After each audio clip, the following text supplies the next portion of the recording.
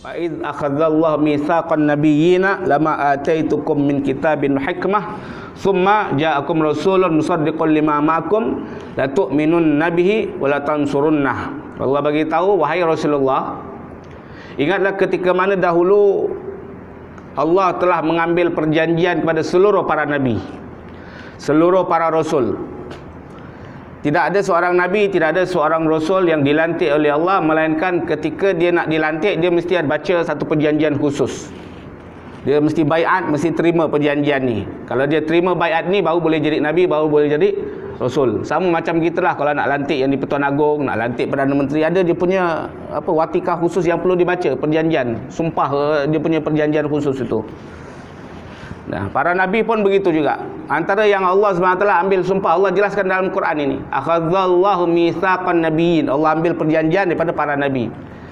Apa perjanjian itu? Kata Allah SWT, andaikan di kalangan para nabi, para rasul di zaman mereka itu muncul satu orang nabi yang bernama Muhammad ibn Abdullah, hendaklah para nabi itu menjadi penolong kepada Rasulullah. Tak peduli dia nabi siapa pun. Nabi Adam, Nabi Idris, Nabi Nuh, Nabi Hud, Nabi Ibrahim, Nabi Ismail, Nabi Isa, siapa pun dia, kalau zaman dia, kalau Allah SWT tukar jadual, Nabi Muhammad bukan akhir zaman, tapi Allah kedepankan. Sebab Allah ni, kalau belajar dalam kitab Syekh Sa'id bin Armiya, dikatakan Allah ni murba mesesa. Masa murba mesesa ni, Allah ni bebas nak buat apa saja suka hati Allah, terserah Allah. Tak ada siapa boleh halang Allah Subhanahu Wa Taala. Allah Subhanahu Wa Taala nak matikan anak kecil yang baru umur 8 tahun, terserah, tak ada siapa, tak dikatakan zalim. Orang dah tua-tua masih lagi lalai, dia masih lagi maksiat, dia masih lagi duduk kedai kopi, dia masih lagi tak nak semayang tahajud, tak nak ibadah, tak nak semayang Jumaat, kadang-kadang tak pergi, dah tua-tua dah. Tapi Allah masih bagi panjang umur, sihat walafiat. Tu dikatakan apa tu? Tak bijaksana? Tak, tetap Allah Maha bijaksana. Sebab akidah kita, Allah ni jaiz, fi'ilnya dia bebas berbuat apa saja dan tidak ada hukum dikenakan kepada Allah. Bahkan kalau ada orang daripada lahir sampai meninggal dunia, hidupnya dengan ibadah, bila mati, di hari akhirat Allah masukkan dalam neraka. Boleh tak? Boleh saja. Tak jadi masalah. Ada orang daripada lahir dalam keluarga ahli maksiat, bapak dia kartel dadah, betul tak? Daripada baby dah dikasih, orang tahnik bagi kurma, dia bagi dadah contoh. Baby kartel katakan, lahir kat Colombo ni, kat Colombia contoh kan. Lahir dekat Colombia.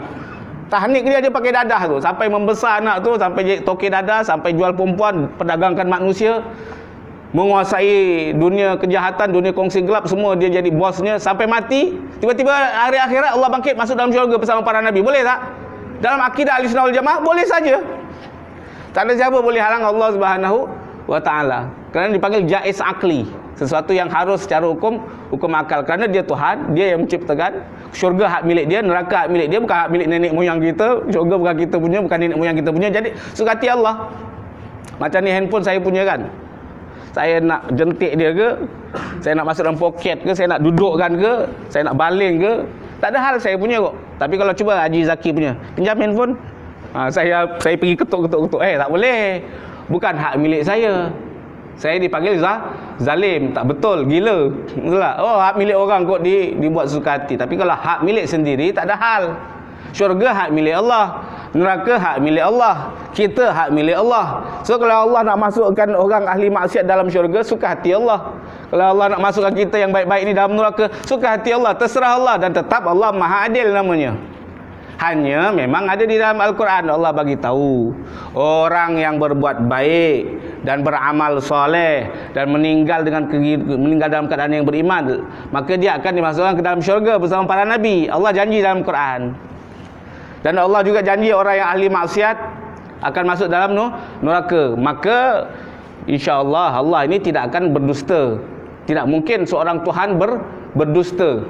Maka kita beranggapan wajib secara bukan akli, tapi dipanggil akli aradi.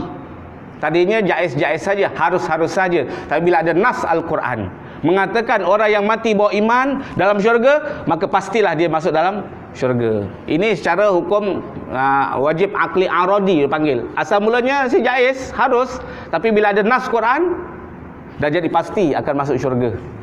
Ini yang dibahaskan oleh ulama-ulama dalam ilmu tauhid. Tapi apa-apa pun tetap secara hukum akalnya bahawasanya masih saja boleh terjadi. Karena itu kalau kita tengok dalam sejarah para sahabat, walaupun mereka dah hafal Quran, ayat Quran turun pada zaman mereka, mereka hidup di zaman Nabi SAW, dalam masa yang sama Rasulullah SAW bagi jaminan kepada Abu Bakar, wahai Abu Bakar, ente orang pertama masuk syurga di kalangan para umatku. Wahai Umar, ente pasti ahli syurga. 10 orang sahabat Nabi jamin masuk dalam syurga. Tapi yang pelik bin ajaibnya, 10 orang yang dijamin, dipastikan oleh Nabi masuk syurga, mereka yang paling dahsyat ibadah. Patutnya kita kan fikirkan, ini kalau dah dijamin syurga, tak payahlah teruk-teruk ibadah. Dah jamin dah confirm, dah sign dah ibaratnya. Kalau nak buat dosa pun ibaratnya tetap masuk syurga, Nabi dah jamin. Nabi wajib sidik, amanah, tabligh, fatonah. Sidik, pasti jujur, tak mungkin salah Nabi Muhammad. Kenapa para sahabat seperti Umar dan lain-lain ketakutan ini? Umar Ibn Al-Khattab radhiyallahu anhu, bila mana beliau kirim satu rombongan perang, pasukan perang, batalion untuk menakluki Parsi.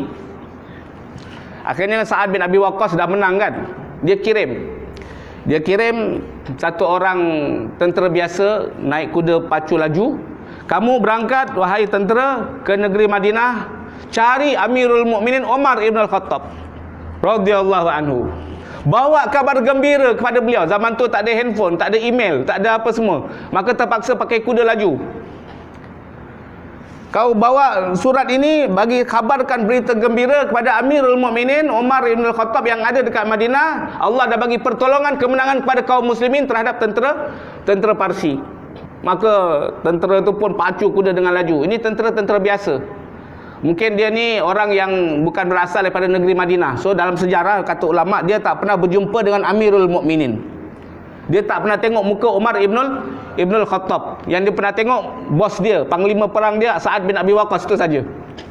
Zaman tu kan tak ada kewajipan gambar raja, gambar ketua menteri mesti tampal, tak ada. Gambar pun tak ada zaman tu. Kalau ada pun patung haram. Tak boleh buat patung, maka haram. Jadi tak ada orang boleh mengenali Umar Ibn Al-Khattab melainkan orang yang ada kat Madinah dan orang-orang dekat saja. Tapi kerana panglima suruh hantar surat, berlari pecut kuda. Dengan kelajuan yang luar biasa, waktu yang singkat dia pun sampai masuk Madinah. Bila masuk Madinah, dia pun mana aku nak pergi ni? Tentulah dia tengok Masjid Nabawi, sebab pusat pemerintahan di Masjid Nabawi. Dia berlari masuk sempadan kota Madinah. Bila masuk sempadan kota Madinah, rupanya Amirul Mukminin Umar Ibn Al-Khattab ada kat tepi sempadan. So Umar Ibn Al-Khattab ni radhiyallahu anhu, bila dia hantar batalion perang, dia bukan duduk bersenang lenang, goyang kaki kat atas katil, tak ada. Dia akan pergi satu pintu ke satu pintu rumah tentera-tentera dia. Maka dia akan ketuk. Dia ketuk, maka Assalamualaikum, Waalaikumsalam. Siapa ini? Umar Ibn Khattab. Dalam rumah pun ketakutan. Oi, raja datang ni. Maharaja Umar datang. Maka nak buka pintu. Jangan buka pintu, kata Umar. Sebab yang ada perempuan. Suami dia kat mana? Kat medan perang. Dia hantar dalam batalion perang. Jangan buka pintu. Cukup bercakap belakang pintu. Ya, tuanku, mau apa tuanku? Tak, kamu ada apa-apa, kamu nak kirim telegram? Surat nak cakap pesan kat suami kamu dalam perang, tulis.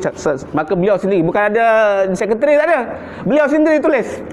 Ambil surat, pesan apa, sampaikan kepada bang, tolong bang, sekian semua. Sampaikanlah cerita anak sihat ke apa ke semua. Umar sendiri tulis. Okey, dah selesai. Ada barang dapur yang rumah kekurangan ke, beras ke apa ke? Kalau kurang ni, maka dia akan pergi beli. Umar Ibn Khattab. Satu pintu ke satu pintu. Nanti dah terkumpul surat banyak-banyak, dia punya telegram dah banyak, maka dia akan panggil satu orang, kau pergi ke medan tempur, bawakan surat ni kepada tentera-tentera beliau. Beritakan kabar dia, anak bini dia semua sihat wala.